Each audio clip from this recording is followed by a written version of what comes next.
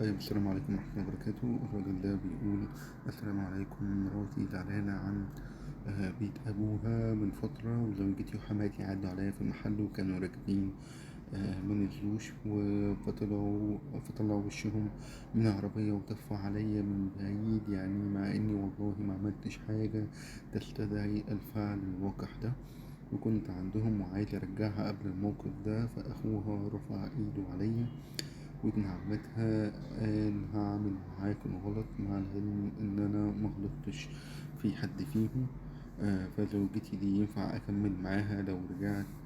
لو رجعت هتقولي علشان خاطر إنها حامل. طب هو ينفع أقبل على نفسي أعيش مع واحدة تفت عليا؟ السؤال ده للرجالة.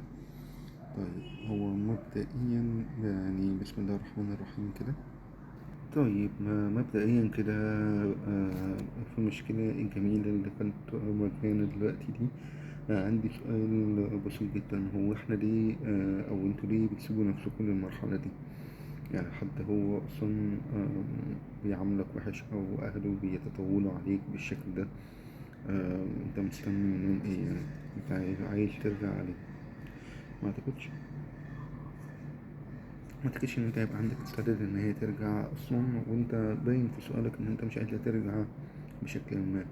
طيب، انت بعت السؤال ده ليه؟ انت بتقول معروفة.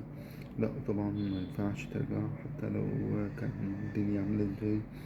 آه الرجوع ده مرفوض. لو رجعت انت بتقلل من قيمة نفسك، إلا لو انت مثلا رجعتها وعملت خطوة تانية ان انت مثلا تتجوز عليها مثلا أو تعمل كده، بحيث إن ابنك ده أو بنتك متترباش بعيد عنك. لكن في الآخر انت مش مطلوب منك ان انت ترجعها، ومش مطلوب منك ان انت تقعد معاها في أي حاجة يعني.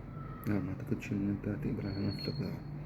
بس دي كانت مشكلة النهاردة، ونتابع مع بعض في مشاكل تانية كتير. سلام عليكم.